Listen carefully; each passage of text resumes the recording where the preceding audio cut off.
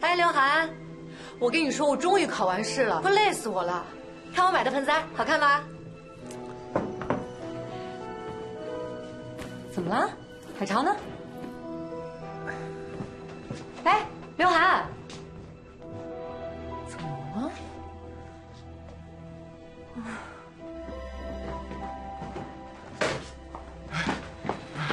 对不起啊，我来晚了，路上有点堵车。海潮，你刚才看刘涵了吗？没有啊。他刚才好像情绪不太好，急匆匆的就走出去了。是吗？到底发生什么事儿了？啊？林夕说你情绪很差。对不起。什么对不起？怎么了？Brian找过你了？他说服你去 TF 了？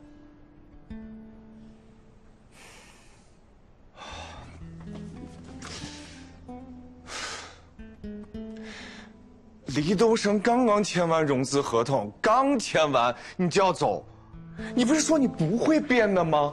海潮，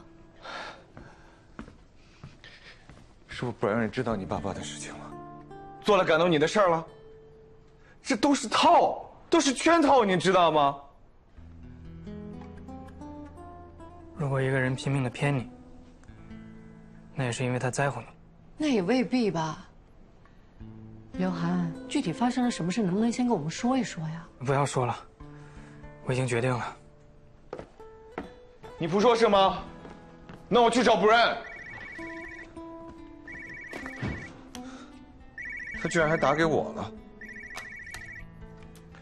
喂，我正要找你呢。我也要找你，我在旧金山39号码头等你。好，待会儿见。我陪你去吧。不用了，你还是好好去劝劝孩子吧。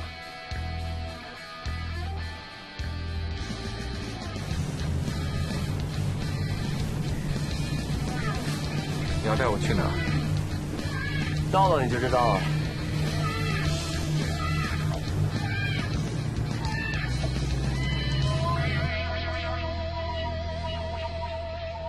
知道这是什么地方吗？这是我舅姥爷自杀的地方。当年他像很多的中国人一样，想来美国淘金，没想到金没淘到，命就搭进去了。当时很多的中国人都来到了加州，因为刻苦、肯干，工资要求也不高，受到了很多美国企业主的青睐。到了1870年，加州劳工的1/4都是华人，但这就惹得当地的工人非常不快，开始破口大骂。他们骂我们什么？骂我们是黄货，说我们只是遍体污垢、带有疾病的低等公民，一辈子注定当奴隶。紧接着，地方政府也出各种损招，出台了著名的立方空气法，规定所有租给华人的房子不能少于500立方英尺的空气供量。但当时的华人哪租得起这么大的房子？结果直接被逐走，无家可归。紧接着是1882年的排华法案，法律规定，每当中国人来到这里，就要来这栋楼关上一阵子，反正四面是海，你想逃也逃不掉，方便他们审讯啊。他们就会天天审，不停地审，审到你面临崩溃为止，或者就像我的舅姥爷一样，最后在压抑中结束了自己的生命。78年，足足78年，直到1950年才取消了这个用途。当时我的外公就花重金买下这栋楼。他这么跟我说：“他说 Brian， 我要你记住，记住我们曾经因为生存2个字受过的所有耻辱。我们向来都不容易。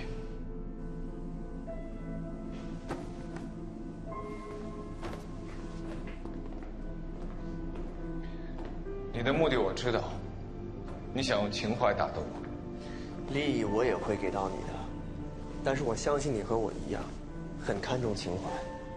毕竟没有情怀的人是不能做出极致的事情的。别再犹豫了，张海潮，和我一起闯吧。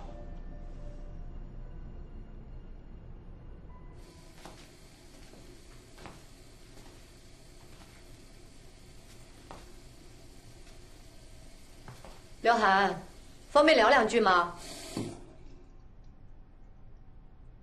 黎东升的第1笔投资协议已经签好了，马上就要跟周先生汇报了，你怎么忍心在这个时候离开他们呀？Brian 身上有企业家的风范，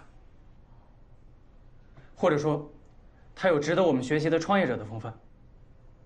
你最近见过他几次啊？我1次也没有见过。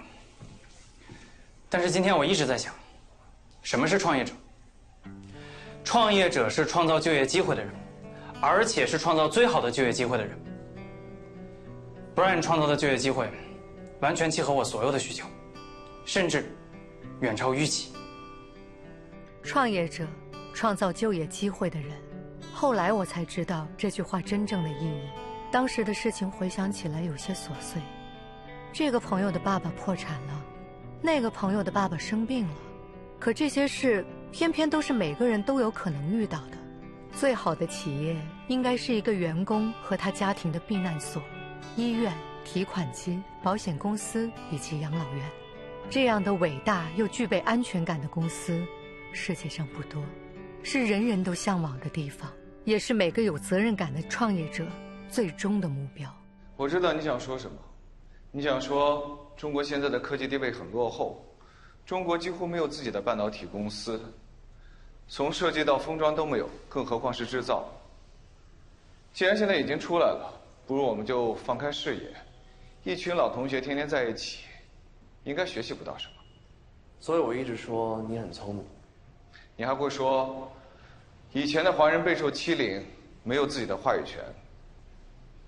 在我们华人走向世界的过程中，我们应该团结，不应该内斗，应该向老印学习。看来你对人心的揣摩比我想象中还要强。那你猜一下，我最后是怎么说服刘涵的？从他父亲的事情上入手，以米兰达为切入口。怎么入手？刘涵他父亲患的是肾癌，需要换肾才能活下去。我在泰国找到了肾源，并安排了下周给他做手术。这手术在泰国是合法。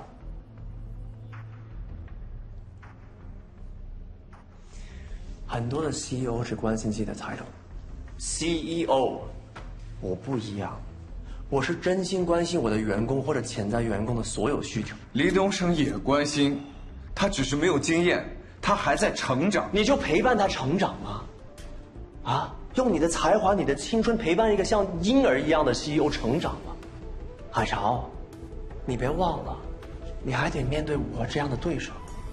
是，我们没有张海潮，但是我们也有非常强大的技术团队，比你好几倍的实验室，还有我的家族优势，我的销售优势。你问心，你跟黎东升合作，他需要多久，才能给你搭建这么一个毫无后顾之忧的平台？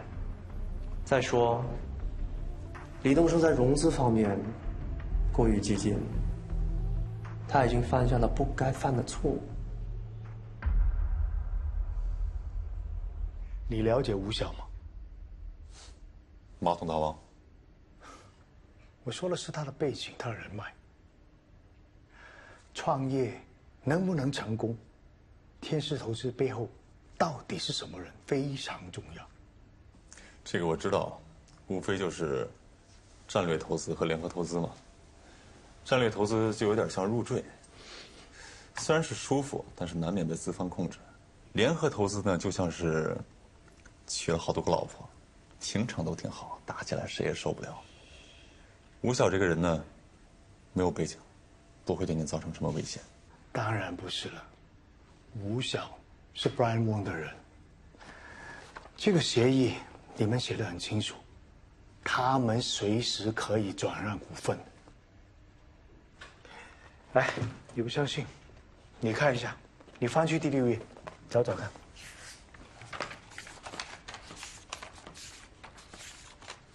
对啊，找不到，那你再用这个看一下。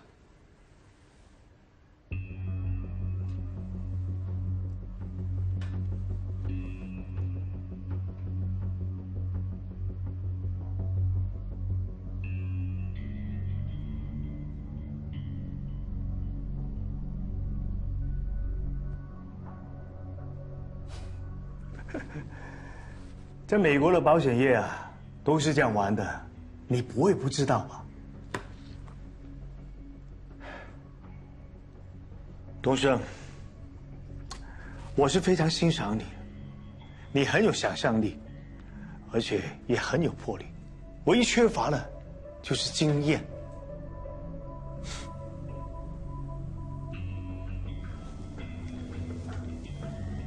你如果真的欣赏我，再给我一次机会。今天早上，Brian Wong 已经说服了刘涵加入 TF， 现在他正在跟张海潮谈洽中，很可能很快你也失去了 CTO， 观感势力，我给你机会也没用啊。海潮不会被说服。别忘了，这星球最善变的就是人。您说的这个人，不包括张海潮。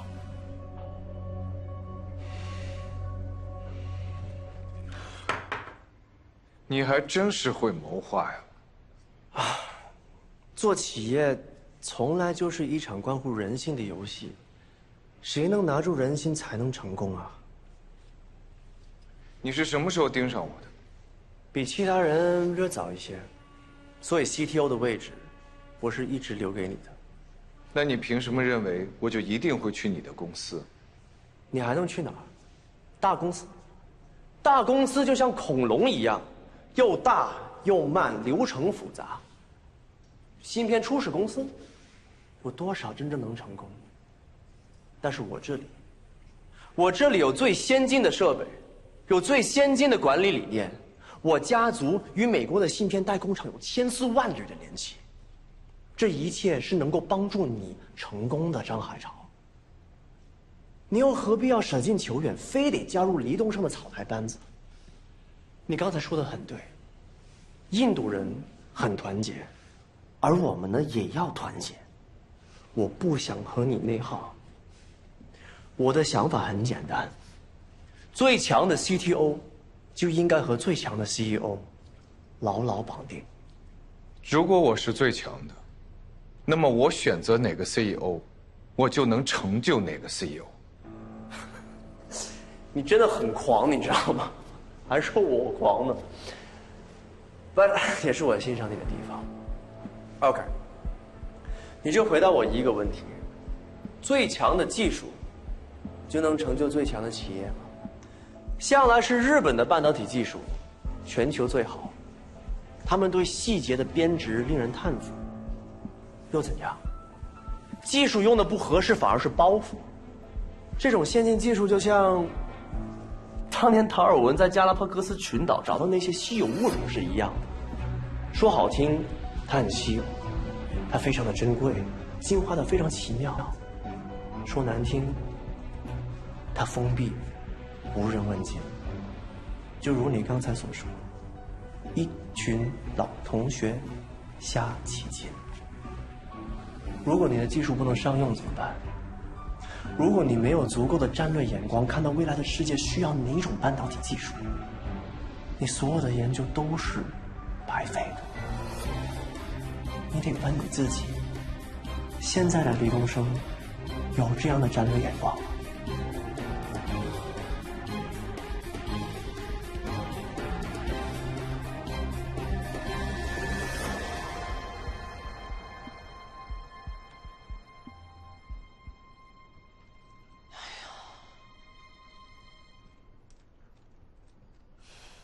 ？6个小时了，谈什么要谈6个小时啊？他肯定已经被 Brian 拿下了。不可能！我不信。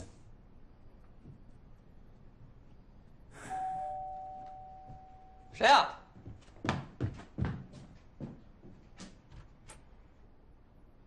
哎，子夏来了。聊两句。没什么可聊的。吴晓的事我不想谈这个，我也没有要怪你的意思。吴晓怎么了？他有什么问题吗？子夏，我们还在等海潮，要不然你先回吧。哎呀，东升，你别这样，你别那么着急走啊！我去给你拿点喝的啊，别急着走。太晚了，不安全。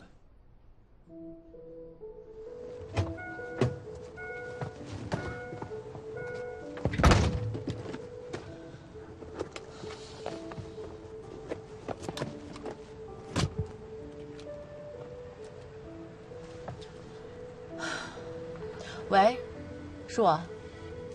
你现在在哪儿啊？我去找你一趟。我知道很晚了，不会耽误你太久的。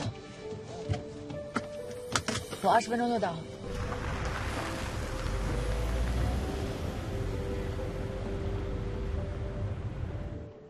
Brian， 哎，你什么意思啊？你怎么能这样啊？我怎么了？吴晓，你别装了。子夏，我只是看好他们的团队，想偷点钱，但是又怕被人误会，所以才借用了一下吴晓。那你这不是耍我吗？这件事情里面，你我都得到我们彼此想要的东西，It's a good deal， 这不就是生意吗 ？Now， 如果你能帮我当一次猎头的话，我会非常感谢你。猎头？来，我听听看，你还想找谁啊？武术社的事情，我最近不停的在想，我觉得黎东升是个非常好的销售，如果你能把他说服过来的话。啊，黎东升。要不我把张海潮帮你一块挖过来吧？你觉得怎么样？Brian，你是在做梦吗？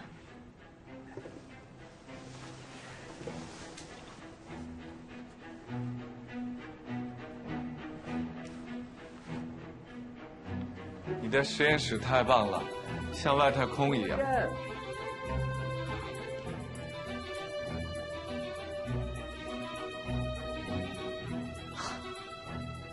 不是我的实验室，这一切都是我们一起的。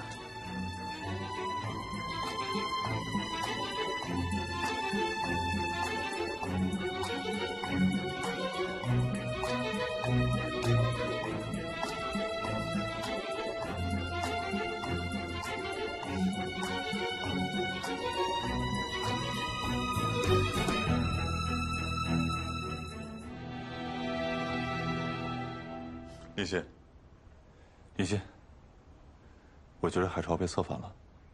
不可能！我这种感觉越来越强烈。哎，你别瞎感觉了，肯定一晚上没睡，胡思乱想。你睡觉去吧，我给他打个电话。哎，是不是海潮回来了？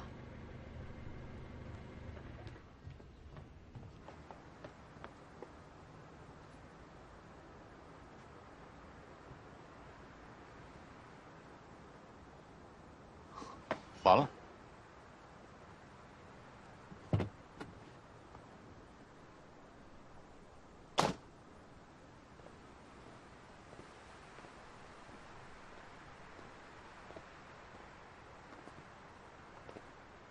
所以你决定去 TF 了？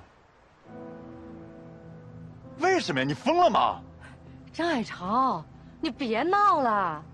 Brian 是什么人啊？满嘴谎话，他骗你不是分分钟的事吗？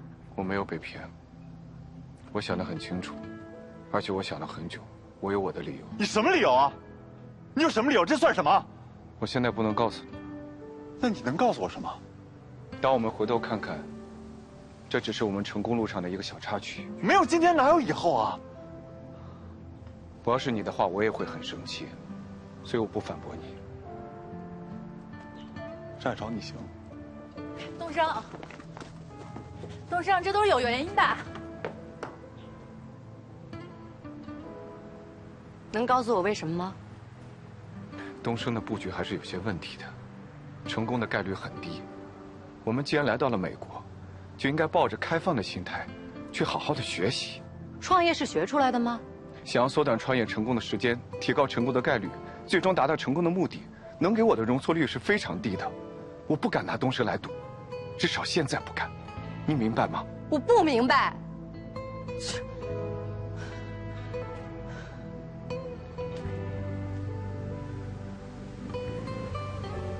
我明白了，你不是不喜欢我，你只是觉得我离你想象中的伴侣形象差很远，所以你不愿意接受我。后来我来美国了，你觉得我的能力得到了证明，你对我态度就变了。无论是感情还是创业，你都选择理性对待，我说的对吗？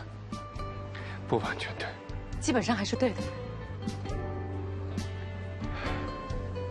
有些事情还是需要缜密的思考。什么都缜密，你不觉得自己很恐怖吗？林夕，张总，难道创业和爱情不应该是心里充满激情，觉得不得不去吗？我曾经跟你说过一段话，我今天再跟你说一遍：青春不是用来缜密的，是允许犯错的。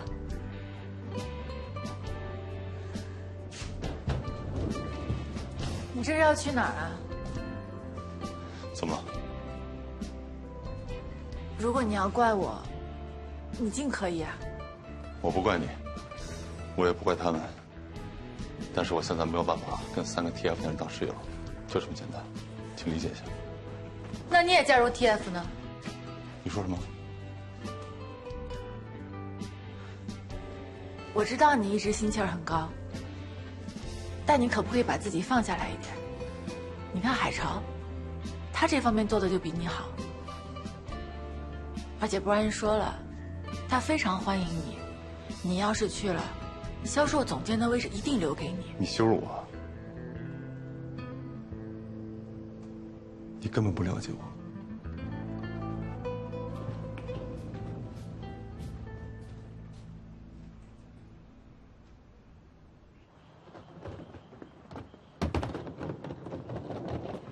东升，捎我一程。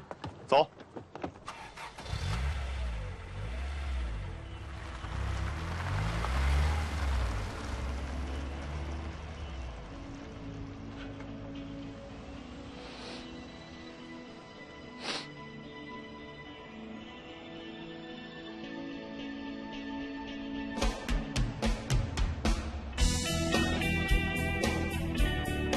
What can I say? This is the future. You know, we got your CEO, we got the CTO. This is our guy. This is our guy. This is, can't you see? I mean, I don't really see anyone having anything to do with it. It's a special time. Yeah.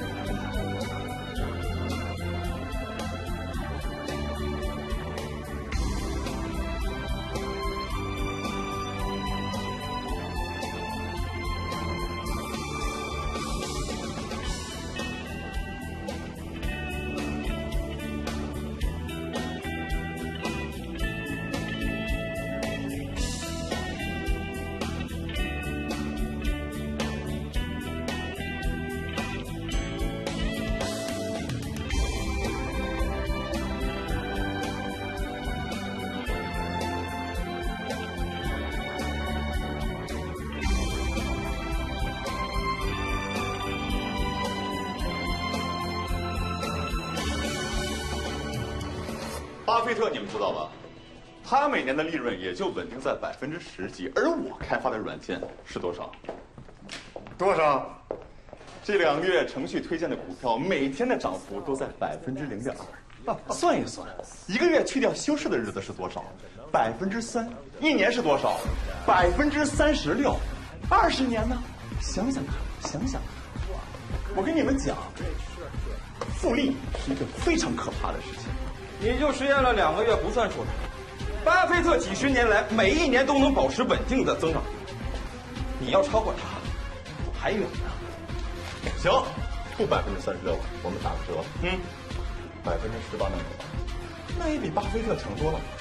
我告诉你，未来电脑交易是一个大趋势，巴菲特的人都会被淘汰。被你淘汰吗？Bingo。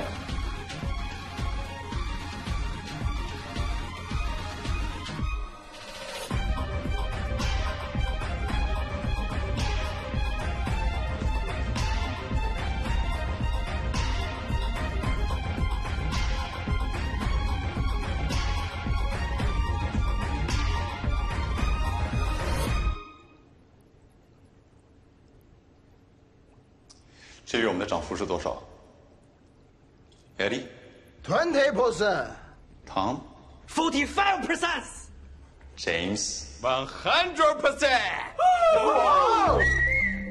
这就是炒股软件的力量，这也是我们做庄的意义。James， 告诉大家，这段时间你的生活发生了什么改变？前女友找我 I see。扬眉吐气哟！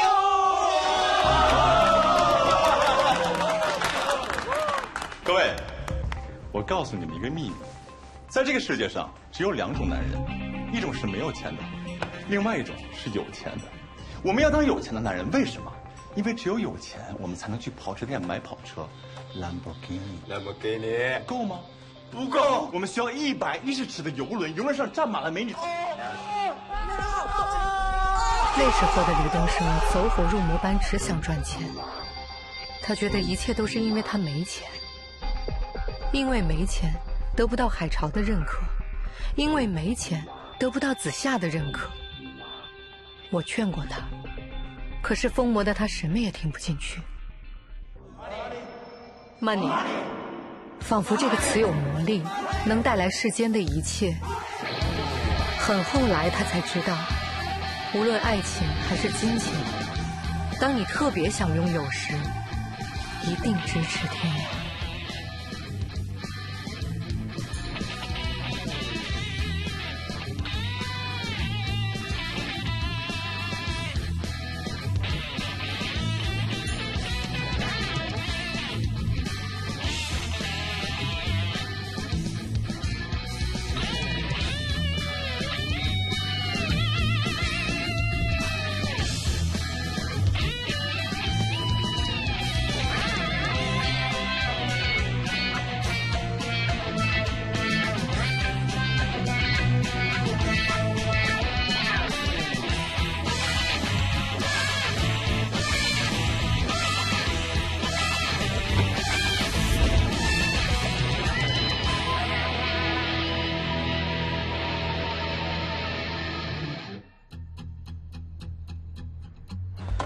Catch， catch。黄先生，你们新发布的 AC1198档核芯片简直是华人之光，也恭喜你们成功上市。过誉了，都是归功于一个人，张海潮先生。记住这个名字。不是，集体的荣誉。黄先生，集体的荣誉。黄先生，听说您已经是加州议员了，一直致力于保护华人的行动。最近有很多声音支持中国加入 WTO， 你也是为此奔波吧？这个是每个企业家都应该做的事情，没什么大不了。你们真是年轻有为，真为我们祖国争光啊！谢。黄先生，黄先生 ，Brian， 对，今天呢，蒋领事有公务在身，不能前来接待你，所以呢，我是杨副领事，今天就代表蒋领事接待你们。副领事好啊，不然，张总，请吧。哇，Joe，最近有打高尔夫吗？有，这只不打会死的。Brian，是这样，我一会儿呢给您介绍一个我的兄弟这业界大咖，你稍微等一下，等一下啊！海潮，来，对不起啊，对不起，海潮，来，不好意思，是不好意思啊，我给你介绍。潘雪，给你介绍一下，这就是我跟你说过无数次的张海潮，科技界的大牛，我们一起创过业，搞导航芯片的。张总，有这事儿？很短的一段时间，也不算是一起创业吧？怎么不算呢？这差一点就成功了，离纳斯达克上市就差那么一点了，这机器都造出来了嘛，对不对？但是当时没钱呐，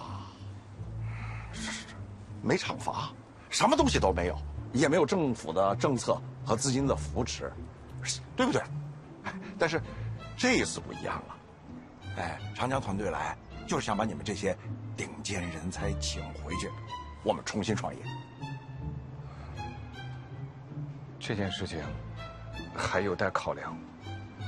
薛总，听到了吧？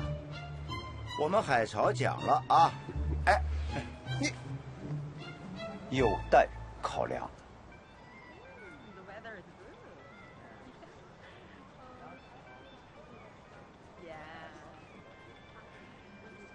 周先生，我听说子夏是海潮的未婚妻啊。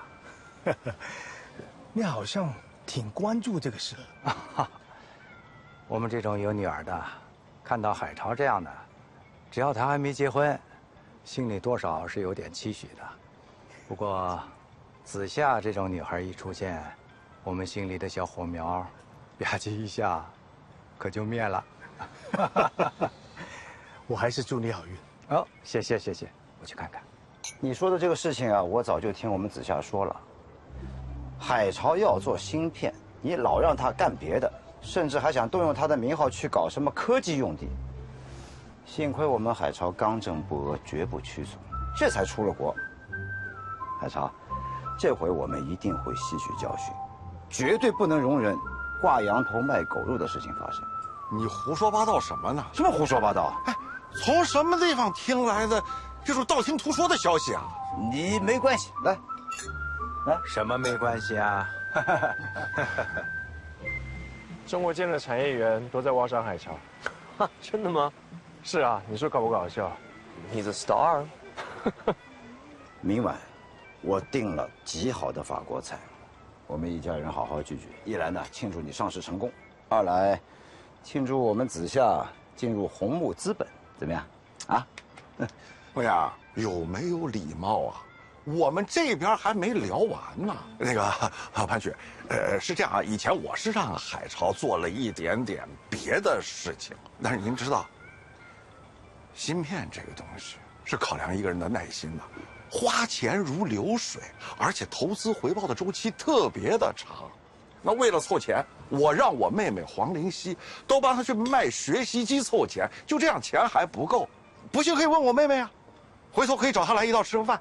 你什么时候？你说什么时候就什么时候。明晚怎么样？清蒸一条龙，包房，我请客。是清蒸一条龙吗？我是 TF 的张海潮，我明天必须要那个包房，请你们务必想办法。对，谢谢。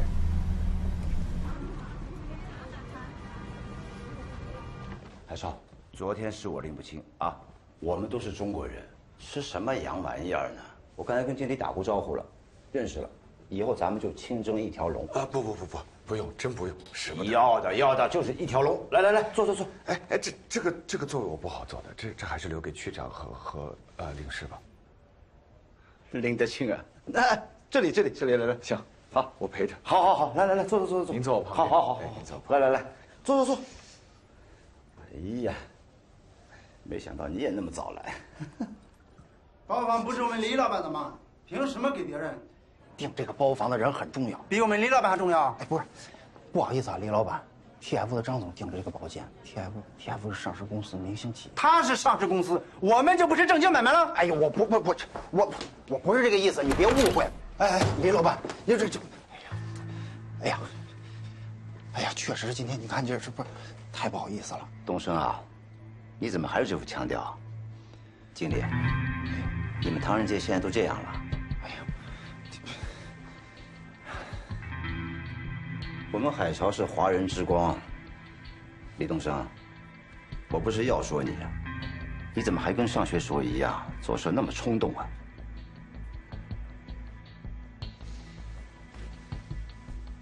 抱歉，我今天必须要这个包房。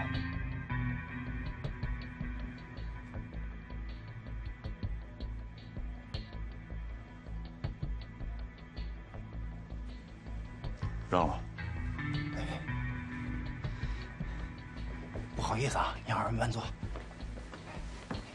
确实不好意思，我跟你说，你干不长了，下次一定走。哎呦，向律师啊，您请进。好，哎，好，哎，来，请进。里面菜点过了吗？点过了。今天无论值多少钱，我给你双倍。这个，里边说什么，帮我留意留意。哎，好嘞，李老板慢走啊。这些就是你千方百计帮徐阿陀搞到的机器人呐？对啊，长得好怪哦哈！我也看不懂，都长这样。没事，有钱赚就行。我饭局时间差不多了，今天辛苦你了啊！那我先走了啊。嗯，好嘞，好嘞，拜拜。嗯，好，拜拜。哦，对了，还有一箱配件，你看见了吧？配件，我都搬下来了呀。啊？哎，我已经都搬空了，搬下来了都。不可能啊！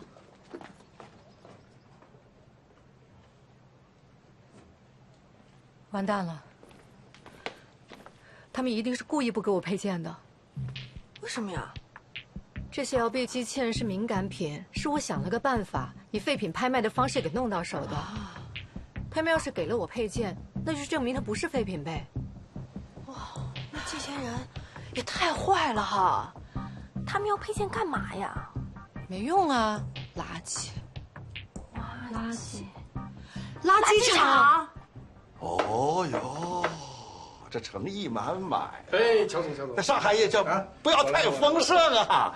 哎，谢谢海潮，让你破费了，让你破费。来，张总，哎，各位，来，我们这海潮兄弟可以吧？2年的时间上市了，搁着你们谁可以？欧阳你可以吗？啊，厉害，肯定不行，厉害。海潮，林夕肯定是有事儿。马上就过来，咱们就先不等他了，咱们先开始，好不好？第一杯我建议敬海潮一下，来，好，干一个，谢谢啊！来，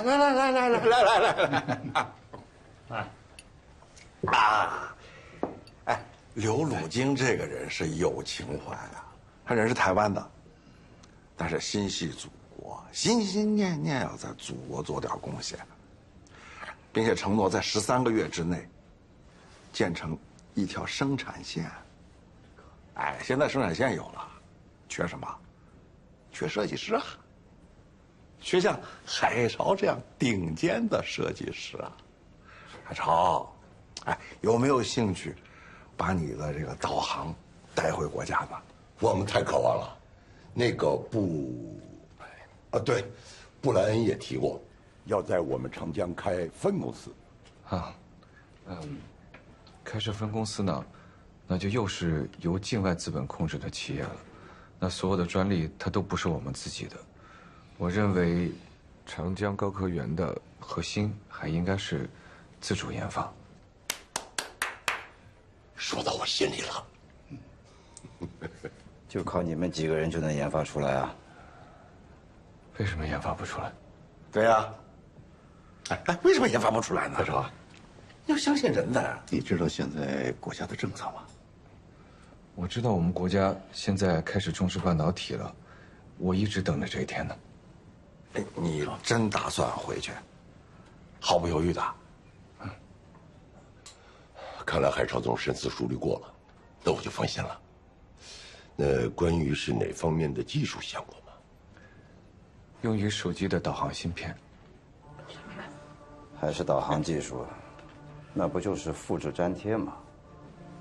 不是的，我现在做的是导航仪的芯片，未来要做的是手机的导航芯片，两回事儿。技术要比现在难很多，而且是崭新的领域。支持你。各位，我这个兄弟啊，没别的毛病，就是实诚。他不是现在实诚，以前也实诚。以前在酒局上的时候，我这个妹妹啊，让他装醉，就是不肯啊。喝酒的时候让他少喝一口，不愿意。你妹妹呢？这说了嘛，有事情他一会儿就过来。那我给他打电话。行。哎，占线。